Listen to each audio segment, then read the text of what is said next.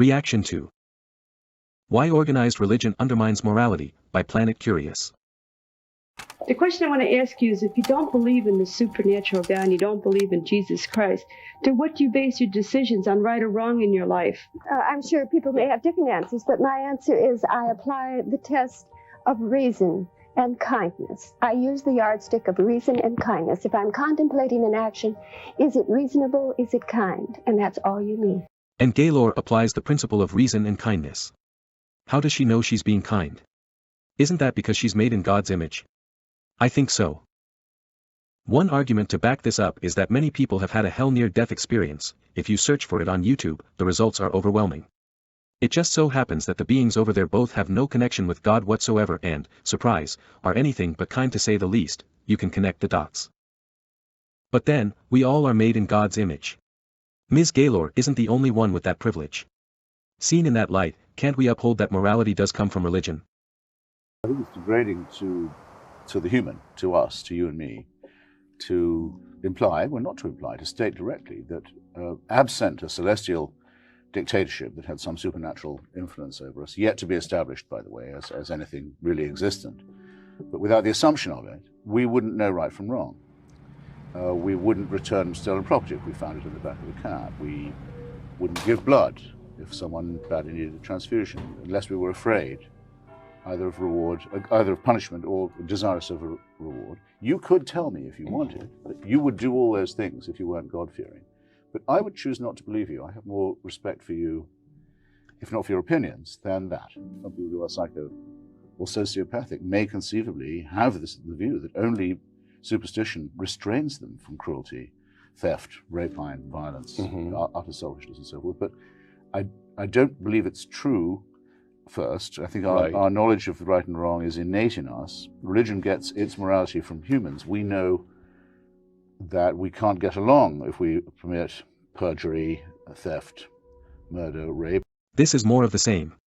Mr. Hitchens states, I think our knowledge of right and wrong is innate in us, and religion gets its morality from humans, and that would both be true because we are made in God's image.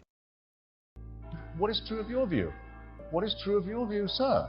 Well, you've just said that God makes a human species, takes a brief look at it and decides it's in rebellion against me. And you deliberately went and looked for knowledge. Now you're in rebellion. Now you're going to suffer. Now there's nothing that won't happen to you. I made you and I can break you. And I will. I'll flood you, I'll plague you. Now, what is this? This is like being a terrible insect or rodent in the laboratory of a cruel and stupid person. This next speaker makes quite a few statements that no doubt will be applauded in the atheist community. Now you're in rebellion, now you're going to suffer. I made you and I can break you, and I will, to show the immense wickedness of God. The man, however, neither knows what's involved in the act of taking the fruit, nor knows the ultimate consequences. If I say that you must not press a certain button on some device, you're tempted to press it and may do so regardless of what that will bring about. If you, say, just released a deadly virus by doing so, I apparently do not have the right to be very angry, if we follow the line of thinking of the speaker. And what is more nihilistic? What's more nihilistic and alienating than that? You have to consider yourself created incurably sick, and then ordered on pain of death and eternal torture to be well. You have to consider yourself created incurably sick, and then ordered on pain of death and eternal torture to be well. No, why? Consider yourself created with free will instead. Were Adam and Eve tortured for infinity? Not that I know. Not that he knows either, but he nevertheless mentions it as if it is the truth. Things like war and pestilence come because we are not very highly evolved animals who live on a rather climatically unstable planet and don't know very much yet about our circumstances. The way that we behave to each other is recognizable from the way that other animals behave to each other, unfortunately, but we have one very clear idea, and it's fortunately one that it's almost impossible for us to get rid of, that if we don't act responsibly to one another, whether for altruistic reasons or not, the motives don't necessarily have to be pure, but if we didn't have a social dimension, a bonding one, we wouldn't survive. We'd have gone by now. We wouldn't have made it out of Africa. The question, in a sense, answers itself. If we didn't have a social dimension, a bonding one, we wouldn't survive, we'd have gone by now, indeed. And since we're God's creation, God has an interest in our survival, He wouldn't want to see His creation go to waste. So, this social bonding dimension that we have may very well be a beautiful mechanism given by God to make sure we would be around for a while. But it's only really necessary to recognize that we have a kinship and a solidarity, and that without it we're gone. Morality cannot be dictated to us. It doesn't come in tablet form that can be swallowed. It comes from the Socratic method of moral suasion, long reflection. Why should this be called wrong? Why would this be a dishonor?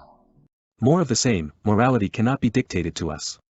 It doesn't come in tablet form, no, it is innate. It is innate rather than coming from the Socratic method, moral persuasion, long reflection, and it is innate because we are made in God's image.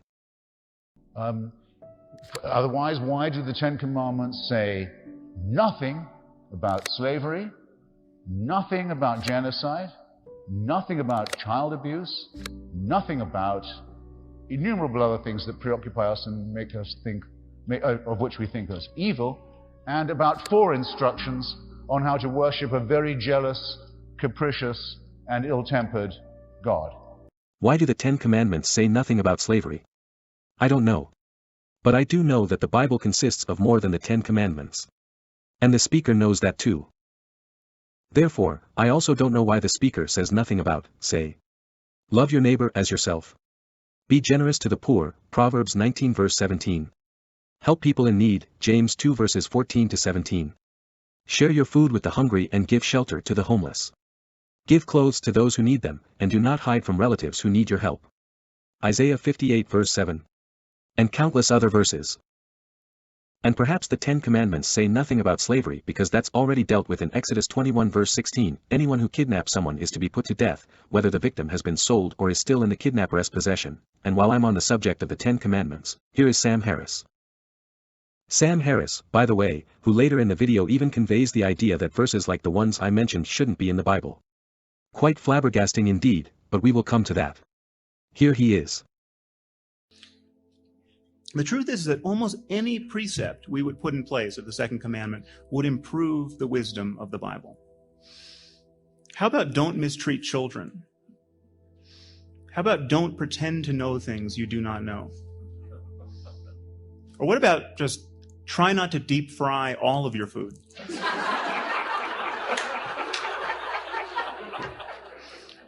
Why isn't the second commandment don't mistreat children? Sam Harris contemplates. My guess is because that one was to come in Proverbs 17 verse 6, children as children are a crown to the aged, and parents are the pride of their children. Or Mark 9 verse 42, whoever causes one of these little ones who believe in me to sin, it would be better for him if a great millstone were hung around his neck, and he were thrown into the sea. Why isn't the second commandment don't pretend to know things you don't know? Sam Harris contemplates, there are many Bible verses judging pretension and dishonesty. Proverbs 12 verse 9 states, better to be a nobody and yet have a servant than pretend to be somebody and have no food. Proverbs 17 verse 7 is a nice one as well, fine speech is not becoming to a fool, still less is false speech to a prince, but apparently God has committed the unforgivable by not making it the second commandment. And then Sam Harris resorts to mockery. Which is always weak. Next, we have Richard Dawkins cherry picking. So take the Bible, for example. If we based our moral values on the Bible, we would be stoning adulterers to death. We would be... No, we wouldn't be. Isn't that part of the Old Testament law that Jesus has done away with, like Paul excellently explains in Romans? Now that I mention it, yes, it is. Stoning people who break the Sabbath by picking up sticks on the Sabbath day. Jesus regularly broke the Sabbath, often by healing someone on the Sabbath, by the way. It's possible, of course, to find nice verses in the Bible. They're pretty rare, but you can find them. No, they're not pretty rare. Perhaps Mr. Dawkins has gotten this idea by now because he deliberately looks over them. Criterion by which you decide which are the nice verses and which are the nasty verses has to be extra biblical. It has to be a criterion that's based on something other than the Bible. Obviously, otherwise it's circular. The criterion by which you decide which are the nice verses and which are the nasty verses has to be extra biblical. Obviously. Otherwise it is circular. So, the book that explains why we have moral values, because we're made in God's image, is not allowed to give examples of them, or vice versa. This book showing examples of moral behavior is not allowed to explain them. Let's facepalm. There is nothing circular here. Any book that wants to convey something provides examples of it. But then I haven't ever caught Mr. Dawkins state something sensible regarding religion. The God delusion, for example, is a joke. Leave out the heaps of citations that do not contribute the smallest shred of argument of why God should be a delusion anyway, and only a meager, unconvincing booklet is left. But I digress. Ah well, the video is almost over anyway. Earlier on I mentioned that Sam Harris thinks that moral statements should not be in the Bible. That comes now. I mean, ask yourself, which is more moral? Helping the poor, feeding the hungry, defending the weak, out of a mere concern for their well-being, or doing so because you think the creator of the universe wants you to do it? So, the Bible does contain more than a few verses that are morally just contrary to what Mr. Dawkins just said, by the way, but because that doesn't serve the atheist cause, that is wrong. It's a guidance, Mr. Harris, an example. Some people need guidance and examples and reminders, and they can find them here. The truth is, people do not need to be threatened with damnation to love their children, to love their friends, to want to collaborate with strangers, or indeed to recognize that helping strangers can be one of their greatest sources of happiness. The truth is, people do not be threatened with damnation to love their children, to love their friends, to collaborate with strangers. Show me the verse, Mr. Harris. Where does it say that you will go to hell if you don't love your children or your friends, or if you don't help strangers? Show me the non-existent verse. Don't let yourself be fooled by atheist propaganda videos like the ones on Planet Curious channel. God exists, Jesus loves you. Thanks for watching.